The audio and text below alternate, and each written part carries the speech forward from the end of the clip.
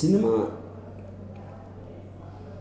అనేది అది ఎలా తీయాలి అనేది నేను చెప్పిన దానికి వచ్చే ముందు ఒక చిన్న ఫ్లాష్ బ్యాక్ చెప్తాను. ఇప్పుడు నేను ఒక సినిమా బఫ్. నేను విజయవాడ ఇంజనీరింగ్ కాలేజ్ చదువుకుంటున్నప్పుడు ఆల్మోస్ట్ అసలు రోజు కాలేజ్ ఎగ్గొట్టి వారానికి కనీసం 3-4 సినిమాలు చూసాను. ఒక్కొక్కసారి ఒకే రోజు 2-3 సినిమాలు చూసాను. దాన్ని స్టడీ చేసి దాంట్లో నాకు ఇంట్రెస్ట్ పెరిగి ఆల్మోస్ట్ ఒక పిచ్చిలాగా మారిపోయి డైరెక్టర్ అయి తీరాలనే డెసిషన్ తీసుకుని అప్పటి నుంచి ఎలా డైరెక్టర్ అవ్వాలని వచ్చి వాళ్ళ దగ్గరికి ప్రొడ్యూసర్స్ దగ్గరికి తిరగడం జరిగింది. తిరిగి ఒక పర్టిక్యులర్ స్టేజ్లో I manage to get my break. నేను ఎప్పుడు అసిస్టెంట్ డైరెక్టర్గా పని చేయలేదు, ఏ ఇన్స్టిట్యూట్కి వెళ్ళలేదు. కేవలం సినిమాలు చూసినప్పుడు నా ఆర్గ్యుమెంట్ ఎప్పుడు ఇది, సినిమా తీయటానికి అసిస్టెంట్గా పనిచేసిన అవసరం లేదు. ఇప్పటికీ నాకు ఆశ్చర్యం వేస్తుంది. అంటే ఎన్ని సంవత్సరాలు అంటే నేను 1990లో నేను అసిస్టెంట్ డైరెక్టర్ చేయకుండా సినిమా చేశాను. మణిరత్నం గారు అసిస్టెంట్ డైరెక్టర్ చేయకుండా చేశారు. శేఖర్ కపూర్ ఎప్పుడు అసిస్టెంట్ లేదు. ఇప్పుడు ఎవరైనా వచ్చి అసిస్టెంట్ డైరెక్టర్ అంటే నాకు అది మూర్ఖత్వం తెలియతాం. ఎందుకంటే స్టూడియోకి వచ్చి ఏంటి అసలు ఇదేంటి అదేంటి అని స్టడీ చేసి, మాకు అప్పుడు ఇంటర్నెట్ లేదు, అప్పుడు బుక్స్ ఉండేవి కాదు, అప్పుడు ఏమీ ఉండేది కాదు. కాబట్టి అసలు ఏంటి ఫస్ట్ నుంచి నేర్చుకొని తీరాలి, అది తప్పిస్తే గతి లేదు అనుకునే రోజుల్లోనే మా విజన్ క్లియర్గా ఉండటం వలన మేము ఎప్పుడు అసిస్టెంట్గా పనిచేయలేదు. నేను ఇప్పుడు 2014లో ఏం కావాలని ఇంటర్నెట్లో తెలిసిపోతుంది. ఫోన్ క్లిక్లో చేస్తే మొత్తం ప్రపంచంలోని టెక్నాలజీ అంతా మనకు తెలుస్తుంది. కానీ ఏ మాత్రం దానికి ఒక ఇది ఇవ్వకుండా మళ్ళీ అసిస్టెంట్ డైరెక్టర్ అవ్వాలి, ఇన్స్టిట్యూట్కి వెళ్ళాలి అనేది అసలు నాకు అర్థం కాదు. ఈ మధ్యన ఒక 2 స్టూడెంట్స్ నాకు ఒక ఫిల్మ్ ఇన్స్టిట్యూట్ నుంచి వచ్చారు. 2 years కోర్స్ చేశాను సార్ అన్నారు.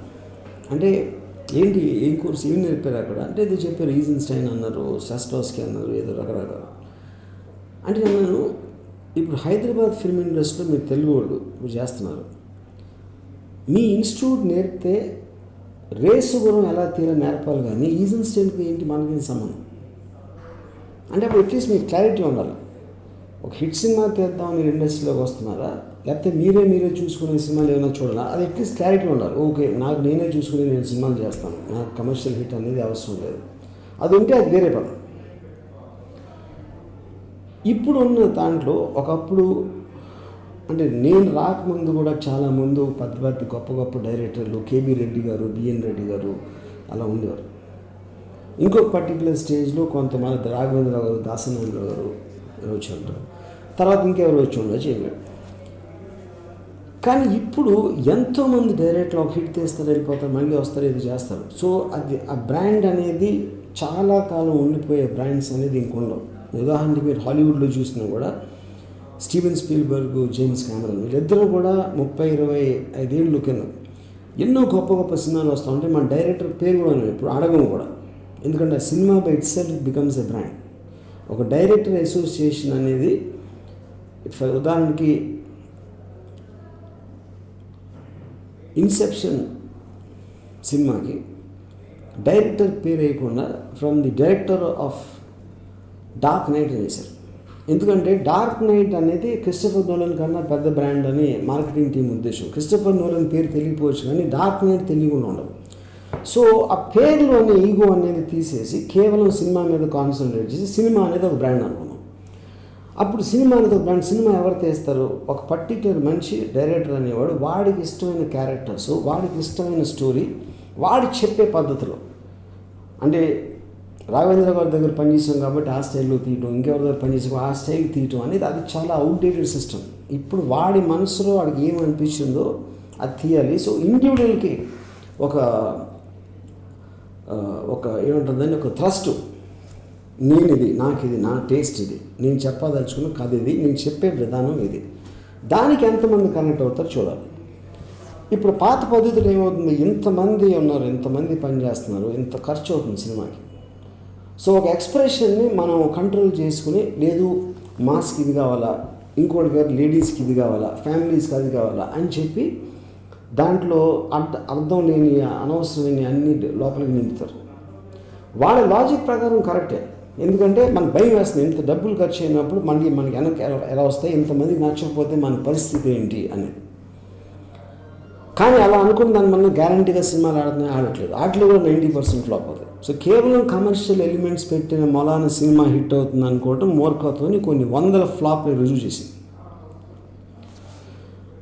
సో ఇప్పుడు విషయానికి వస్తే సినిమా అనేది మీరు చెప్పదలుచుకుని కాదా, నేను శివ తీసినప్పుడు ఆ రోజుల్లో ముద్దుల మావయ్య లేకపోతే ఎస్ గోపాల్ రెడ్డి అని ఒక ప్రొడ్యూసర్ ఉండేవారు. అలాంటి సినిమాలు ఆడాయి.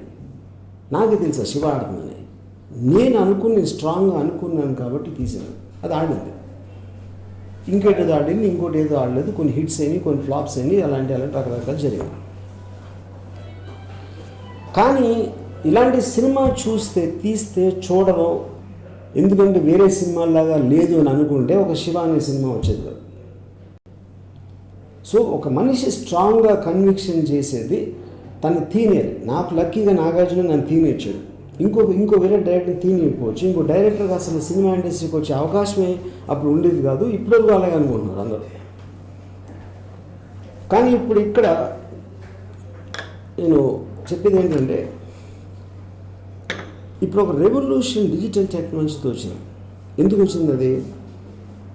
సినిమా ఇండస్ట్రీకి తెలియకుండా అక్కడికి వెళ్ళి పెద్ద పెద్ద కెమెరాలు ఉంటాయి, ఎక్స్పెన్సివ్ కెమెరాస్ ఉంటాయి, యూనిట్ సైజులు, 100 మంది లైట్ మెన్లు, ఇది క్రెయిన్లు, ట్రాలీలు అన్నీ పెట్టుకొని ఇంతమందిని చేసి మన సినిమా తీయాలంటే ఆబ్వియస్లీ చాలా ఖర్చుతో కూడిన పని. నేను రక్త చరిత్రలో డిజిటల్ యూజ్ చేసినప్పుడు చాలామంది అసలు డిజిటల్ లేదు, దానికి ఇది ఉండదు, అది ఉండదు, ఇది రకరకాల కెమెరామెన్ కూడా చెప్పారు. ఎందుకంటే ఏదైనా కొత్తది వస్తే మనిషి దాన్ని తిరస్కరిస్తాడు, భయపడతాడు, కంఫర్టబుల్ ఉంటాడు. కాబట్టి అప్పుడు అందరూ బిగ్గెస్ట్లో ఉన్నవాళ్ళు అందరూ కూడా దాన్ని లేదు, అది చీప్, అది చేయకూడదు, అది క్వాలిటీ తగ్గిపోతుందని చెప్తారు. పెద్దవాళ్ళు చెప్పారు కాబట్టి వీళ్ళు నమ్ముతారు. కానీ ఎప్పుడైనా ఒకటి సక్సెస్ అయింది, ఎవరు ప్రూవ్ అయిందంటే, ఇప్పుడు ఇవాళ రోజున రక్త చరిత్ర హార్డ్లీ 3 ఏళ్ళు అయింది. ఇప్పుడు ఫిల్మ్ కెమెరా అనేది లేదు, అసలు వెళ్ళిపోయింది. దాని తర్వాత టెక్నాలజీ ఇంకా పెరుగుతూ వస్తుంది. ఇప్పుడు సినిమా అనేది ఒక కథ ఉంది, ఆ కథ పర్ఫార్మెన్సెస్ ఉన్నాయి, యాక్టర్స్ పర్ఫార్మెన్సెస్. ఈ యాక్టర్స్ ఆ పర్ఫార్మెన్స్ చేస్తా, డైలాగులు చెప్తా ఉంటే ఆ స్టోరీ అనేది ముందుకు వెళ్తుంది. దీన్ని క్యాప్చర్ చేయడానికి మనకు ఒక టెక్నికల్ ఆస్పెక్ట్ ఉంటుంది. కెమెరా అవ్వచ్చు, సౌండ్ అవ్వచ్చు, మ్యూజిక్ అవ్వచ్చు, ఇలాంటి రకరకాలు. ఇందులో కెమెరా అనేది చాలా ముఖ్యం. ఎందుకంటే లొకేషన్ టైంలో కెమెరా అనేది షూట్ చేస్తాం. దానికి ఉన్న లైట్లు, కెమెరామ్యాను, ఈ ట్రాలీలు, ట్రాక్లు ఇలాంటివి అన్నీ కలిసి ఒక యూనిట్ తయారయ్యి మ్యాక్సిమం సినిమా బడ్జెట్ అనేది ఆ డిపార్ట్మెంట్ పెంచుతుంది. ఇది నా ఎక్స్పీరియన్స్లో నేను అర్థం చేసుకోను. ఇప్పుడు ఐస్ క్రీమ్ సినిమా మనం రిలీజ్ అయింది. దాంట్లో ఉన్న కథకి కామెంట్ ఉండొచ్చు, కొందరికి నచ్చచ్చు, కొందరికి నచ్చకపోవచ్చు. ఏదేది అది ఇందాక ఆల్రెడీ ఎక్స్ప్లెయిన్ చేసినప్పుడు నేను చెప్పింది. ఇప్పుడు ఇందాక మొత్తం అందరికీ నచ్చాలని తీస్తారా, లేకపోతే మీకు నచ్చింది మీరు ఒక జోక్ చెప్తారు, లేకపోతే ఒక చిన్న ఇన్సిడెంట్ చెప్తారు, లేకపోతే ఒక చిన్న అనెక్డోట్ చెప్తారు, అది అందరికీ కావాల్సిన అవసరం లేదు. మీ ఫ్రెండ్కి నచ్చింది మీ మదర్కి నచ్చకపోవచ్చు, మీ మదర్కి నచ్చింది మీ ఇంకెవరో అడుగు నచ్చకపోవచ్చు. అలాగే రకరకాల వాళ్ళ సెన్సిటివ్ ఉంటుంది. కానీ ఎవరినైతే మనం ఉద్దేశించి చేసామో వాళ్ళకి మాత్రం 100% నచ్చాలి, దాన్ని డైల్యూట్ చేయకూడదు అనేది నా బేసిక్ కాన్సెప్ట్. అప్పుడు కథ మీద కొంచెం కామెంట్ ఉన్నా, కొందరు బాగాలేదన్నారు, కొందరు బాగుందన్నారు. కానీ ఏకగ్రీవంగా అందరూ ఒప్పుకుంది ఏంటంటే టెక్నికల్లీ ఎక్స్ట్రాడినరీగా ఉంది ఐస్ క్రీమ్ అంటే. టెక్నిక్ ఏంటి? 2 ఇందాక నేను చెప్పింది. చూడటానికి బొమ్మ ఎలా ఉంది, వినటానికి సౌండ్ ఎలా ఉంది, ఈ 2 టెక్నిక్ ఆడియన్స్ సంబంధించినంతవరకు. ఇప్పుడు ఐస్ క్రీమ్ ఈ కెమెరాతో షూట్ చేసాం. ఈ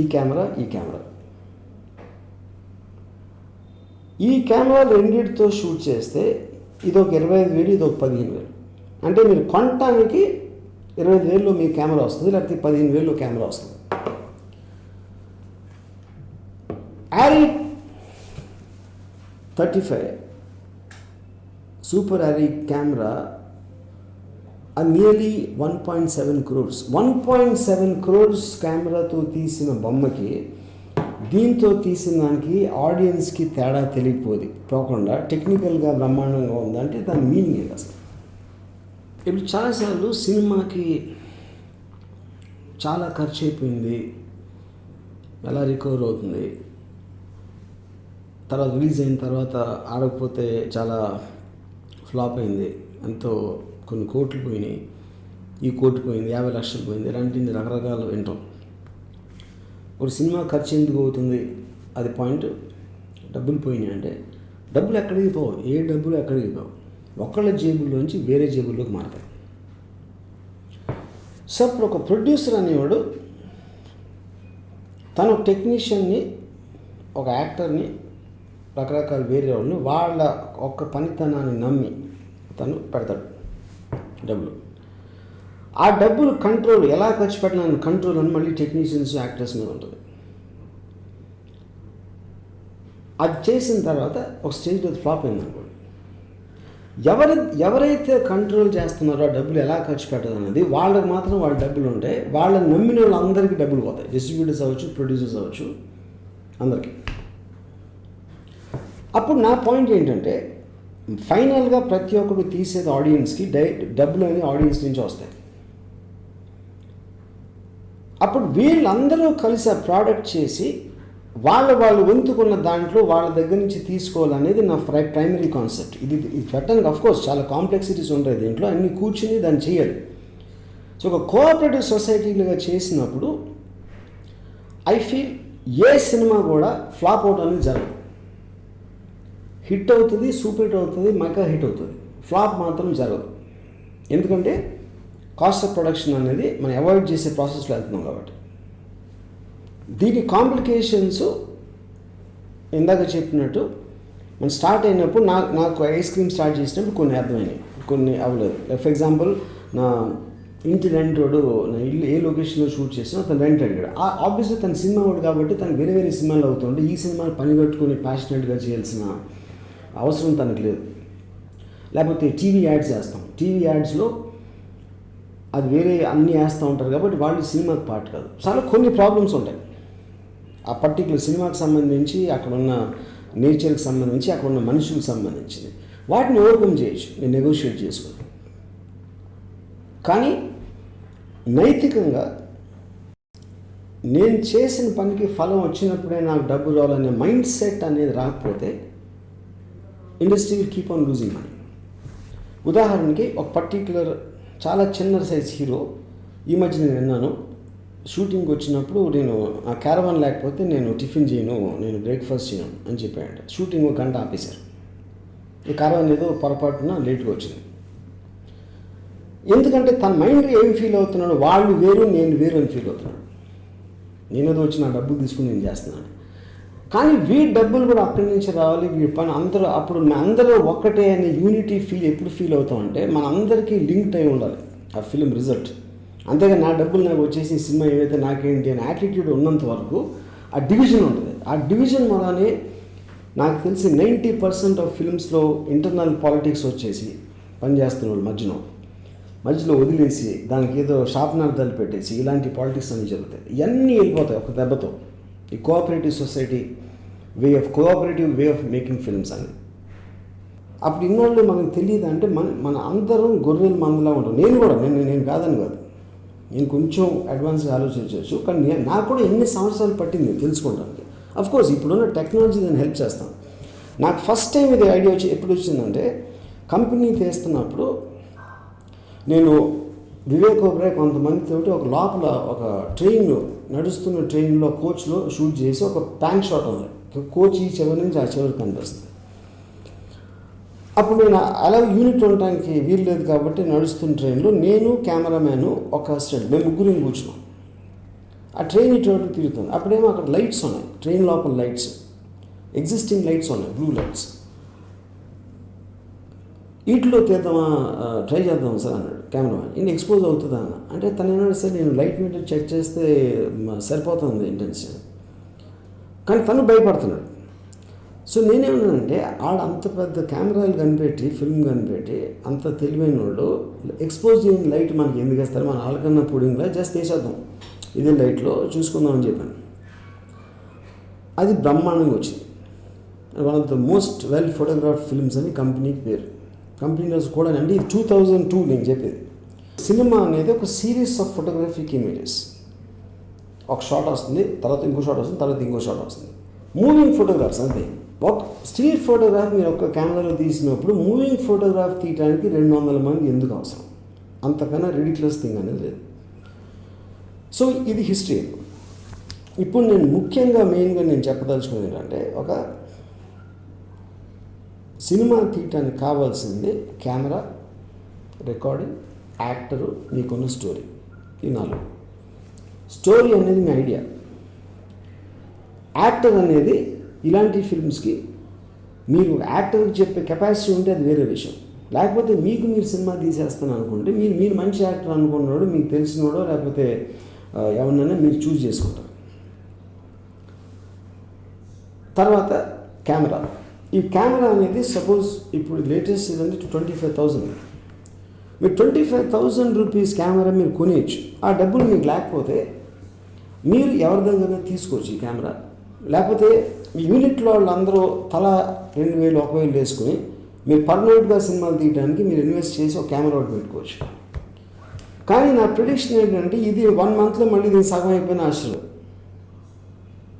ఎందుకంటే అంత ఫాస్ట్గా రేట్స్ పడిపోతున్నాయి. సో సెకండ్ పాయింట్ ఏంటంటే, ఇప్పుడు సినిమా ఎందుకు తీస్తున్నారు? మీకు ఒక ప్యాషన్ ఉంది. ఎవ్వరు కూడా సినిమా నాకు తెలిసిన ఏ డైరెక్టర్ కూడా సినిమా ఇండస్ట్రీకి డబ్బుల కోసం ఇప్పుడు రాలేదు, డబ్బులు సంపాదిద్దాం రాలేదు. ఆ ప్యాషన్, ఒక కథ చెప్పాలి, నేను చేయాలి, యాక్టింగ్ చేయాలి అని దాంట్లో వస్తారు. వచ్చిన తర్వాత కొంత టైంకి మనసు డబ్బు వైపు మడుతుంది. ఎందుకంటే అప్పుడు ఆ టైంకి కరప్ట్ అయిపోయి ఉంటారు. దానివల్ల నాకు ఎంత ఇస్తారు, నీకు ఇది చేస్తే నాకు ఎంత ఇస్తావు అనే దాంట్లో అది మొత్తం డైవర్ట్ అయిపోతుంది. సో ఇప్పుడు మీకు తెలిసిన యాక్టర్స్ మీకు ఆ రోల్కి సరిపోతానికి మీరు తీసుకున్నారు, వాళ్ళు చెప్పారు ఇలా చేస్తాను, ఎవరు మిమ్మల్ని డబ్బులు అడగరు. తర్వాత చేశారు. మీ పక్కింట్లోనూ ఎదురింట్లోనూ లొకేషన్ అడిగారు, కొంచెం 2 గంటలు 3 గంటలు షూటింగ్ చేసుకుంటారు సార్ అంటే ఎవ్వడు కాదు. ఇంత చిన్న కెమెరాలు కాబట్టి పోలీసులు పర్మిషన్ ఇవ్వని చోట కూడా మీరు కొంచెం తెలివి ఉపయోగిస్తే అక్కడ కూడా షాట్లు తీసేయచ్చు. దాని తర్వాత సౌండ్ అనేది, బ్యాక్గ్రౌండ్ మ్యూజిక్ అనేది, నేను ఒక స్టేజ్లో నేనే 20 లక్షలు ఖర్చు పెట్టేవాడిని, తర్వాత 10 లక్షలు అయింది.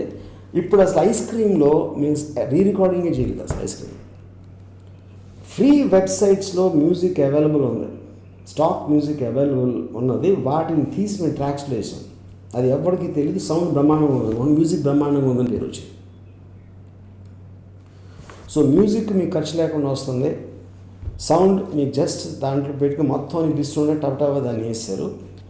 దాని తర్వాత యాక్టర్లు యాక్ట్ చేశారు. ఎడిటింగ్ కూడా ఇప్పుడు ఎడిటర్ ఫలానా, డిఓపి ఫలానా అని అవసరం లేదు. ఎవరు ఫోకస్ ఉంటే చాలు, కెమెరామెన్ అవసరం లేదు అసలు.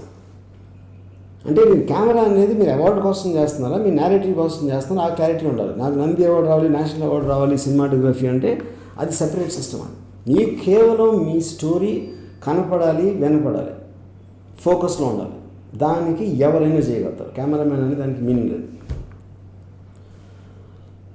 Similarly all other technicians. Ice cream ఒక 10 మంది 16 ఏళ్ళ కుర్రోళ్ళు ఎడిట్ చేశారు. ఒక్కొక్క సీన్ ఒకరికి ఇచ్చాం. సీన్ ఉంది, ఈ షార్ట్లో చేసి పెట్టండి, టప్ అని పెట్టేసి ఆడొక ఇడ్లీ పెసరట్ వేసినట్టు ఇచ్చాడు. సో ఎడిటింగ్ బాగుందా బాగాలేదా అని, కానీ అది ఫైనల్గా డిసైడ్ చేసేది డైరెక్టర్. కానీ దాన్ని పెట్టడంలో మాత్రం ఇంతే. సో ఇప్పుడు టెక్నీషియన్స్ లేరు. ఇప్పుడు నేను ఎక్స్ప్లెయిన్ చేసేదంతా. 2 పాయింట్ బ్యాక్గ్రౌండ్ మ్యూజిక్ లేదు, ఆర్టిస్ట్ మీకు డబ్బులు ఇవ్వలేదు, లొకేషన్ ఎలా మేనేజ్ చేయొచ్చు ఇప్పుడే చెప్పి మేము చేసాం. నా పొజిషన్లో నేను కూడా చాలా సీన్లు అలా మేనేజ్ చేశాను. అంటే ఎవరు కాదంలో మీరు వెళ్ళి అడిగిన విధానంలో ఉంటారు. సో ఫైనల్గా అన్నీ చేసేసి మీరు సినిమా అయిపోయింది. ఇప్పుడు ఏం చేస్తారు? సినిమా అయిపోవడం చాలామంది చేయొచ్చు, కానీ దాన్ని ఎలా రిలీజ్ చేస్తారు, దాన్ని ఎలాగా ప్రమోట్ చేస్తారు, పబ్లిసిటీ చేస్తారు. ఫైనల్గా దానికి ఐడియా ఏంటంటే, మీరు ట్రైలర్ కట్ చేసి మీ సినిమాకి యూట్యూబ్లో పెట్టి దాని లింకు మీరు నాకు పంపించారు అనుకోండి, ఆ ట్రైలర్ నచ్చితే ఈ విషయం ఉంది ఈ సినిమాలో అనిపిస్తే అప్పుడు నేను ఆ సినిమా చూస్తాను. ఆ సినిమా చూసి ట్రైలర్ అంత బాగా సినిమా కూడా ఉంది అని ఒక పద్ధతి ప్రకారం అనిపిస్తే అప్పుడు మీతో కూర్చుని నేను ఓకే నేను రిలీజ్ చేస్తాను, ఇలా పబ్లిసిటీ చేస్తాం, మీకేంటి మాకేంటి అని ఒక డీల్ చేసి నేను ఐస్ క్రీమ్ కంపెనీ అని పెడతాను. ఐస్ క్రీమ్ కంపెనీ బ్రాండ్లో ఆ సినిమా రిలీజ్ అవుతుంది. ఒక నిమిషం నన్ను పక్కన పెట్టండి, నాకే పంపద్దు, ఇదే మీ లింక్ ఏదైతే ఇస్తున్నానో, ఎందుకంటే నాకు కొన్ని సెన్సిబిలిటీ, నాకు కొన్ని సినిమాలు నచ్చకపోవచ్చు, కానీ అంత వలన నేను ఫ్లాప్ని తెస్తాను. నేను వాడిని జడ్జ్ చేయడానికి ఈ సినిమా బాగుంటుందా అని. నాకే కాకుండా మీరు ఇండస్ట్రీలో ఉన్న ప్రొడక్షన్ ఆఫీసెస్ అవ్వచ్చు, డిస్ట్రిబ్యూషన్ ఆఫీసెస్ అవ్వచ్చు, లేకపోతే వేరే రకరకాల కంపెనీ అందరికీ పంపించాను. వాళ్ళు ఎవరో ఒకరికి మీకు నచ్చవచ్చు, చెప్పలేం. అప్పుడు నేను లేకపోతే వాళ్ళు ఉన్నారు, వాళ్ళు లేకపోతే ఇంకోళ్ళు ఎవరో ఉంటారు. సపోజ్ ఏది వర్కౌట్ అవ్వకుండా మా ఎవ్వరికి నచ్చలేదు అనుకోను, అప్పుడు ఏం చేస్తారంటే ఆ సినిమా వదిలేసి ఇంకో సినిమా చేయి, మీకు పోయేదే ఉంది. మీకు ఎందుకు పోదంటే మీరందరూ డబ్బులు లేకుండా సమిష్టిగా పనిచేసి మీ చుట్టి సంపడరు, మీరు డబ్బులు ఖర్చు పెట్టలేదు. కానీ శ్రమ కూడా కాదు, ఎందుకంటే ఇష్టమై పని చేస్తే అది కష్టం అవ్వదు, దాని శ్రమ అనకూడదు. మీరు ఎంజాయ్ చేశారు, మీరు ఆ ప్రాసెస్ అంతా ఎంజాయ్ చేసినప్పుడు మ్యాక్సిమం మీ లైఫ్లో 10 రోజులు పోయింది అంతే. కానీ ఎవరికి నచ్చని సినిమా మీరు చేశారు కానీ ప్రూవ్ అయిపోయింది కాబట్టి ఇంకో సినిమా ఏంటి పోయేది, ఇంకో కాంటినెంట్. సపోజ్ మీరు చీరాలలో సినిమా తీశారనుకో, ఆ సినిమా మాకు నచ్చలేదు, ఎవరు నచ్చలేదు, రిలీజ్ చేయట్లేదు కాబట్టి మీరే చీరాల్లో థియేటర్ రోడ్తో మాట్లాడి థియేటర్లో మీరు వేయండి, ఎంత వచ్చిన దాంట్లో ఎన్ని టికెట్లు వస్తే దాంట్లో కొంచెం పంచుకుందాం, మీరు ఒక డీల్ ఒక ప్రపోజల్ పెట్టచ్చు చీరాల్లో. దీనికి ఆల్రెడీ ప్రూఫ్ ఉంది యాక్చువల్గా. ఎందుకుంది?